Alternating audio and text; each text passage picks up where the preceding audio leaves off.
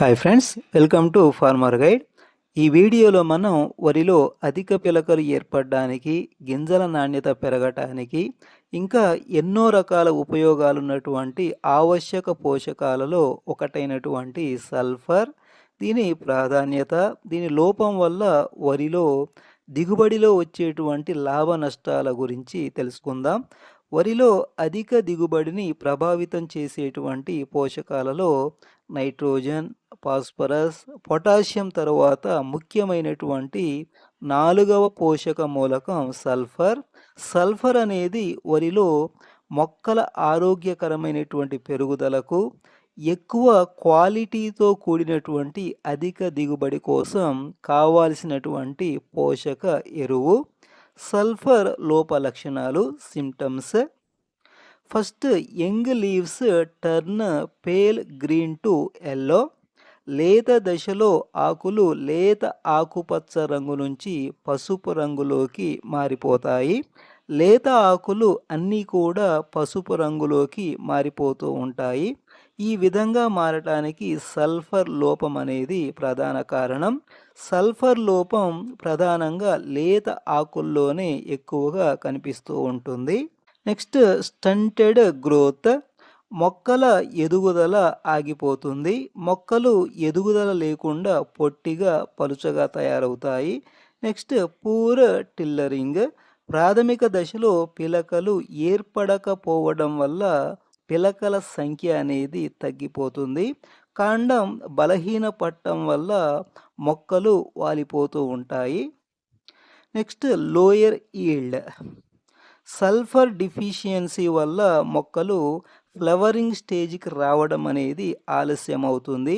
గింజలు సరిగ్గా పాలు పోసుకోకపోవడం వల్ల తాలు గింజలు ఏర్పడతాయి.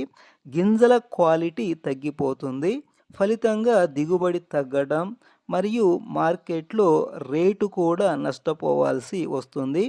ఈ విధంగా తెలియకుండానే రైతులు నష్టపోవాల్సి వస్తుంది. Benefits of sulphur in paddy. Sulphur వాడటం వల్ల వరిలో కలిగేటువంటి ప్రయోజనాలు.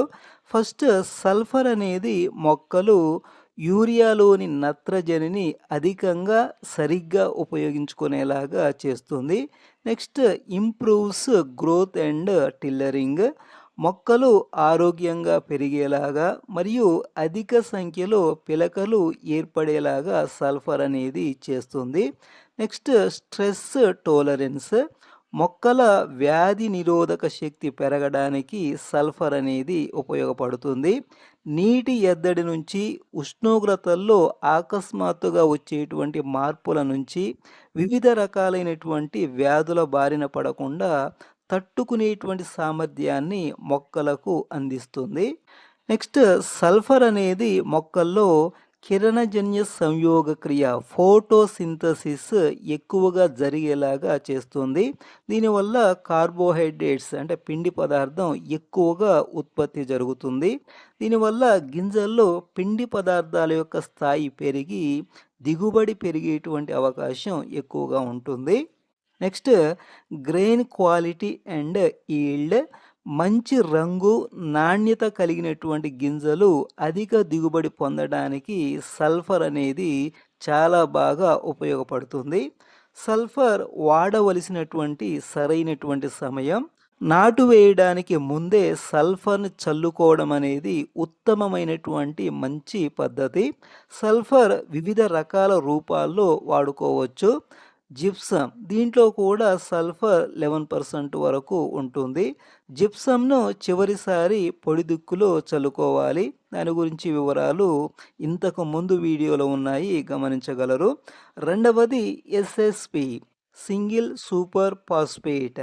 ఇది కూడా సల్ఫర్ లోపాన్ని సవరించడానికి పనిచేస్తుంది. ఇది ఎకరానికి 50 కేజీల వరకు వాడుకోవచ్చు. ఇది కూడా చివరిసారి పొడి దిక్కులో లేదా దమ్ము చేసేటప్పుడు కానీ చల్లుకోవచ్చు. జిప్సమ్ లేదా సింగిల్ సూపర్ ఫాస్ఫేట్ అనేది చాలా నెమ్మదిగా లాంగ్ టైం అంటే ఎక్కువ కాలం పోషకాలని విడుదల చేసేటువంటి ఎరువులు. ఈ రెండింటిలో దేన్నైనా కానీ ఒకదాన్ని వాడుకోవచ్చు.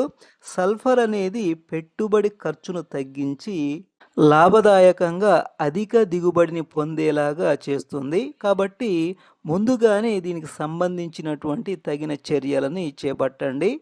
ఈ వీడియో మీకు నచ్చినట్లయితే ఒక లైక్ చేయండి. అలాగే ఫస్ట్ టైం మన ఛానల్ చూస్తున్న వాళ్ళైతే తప్పకుండా సబ్స్క్రైబ్ చేయండి. Thanks for watching.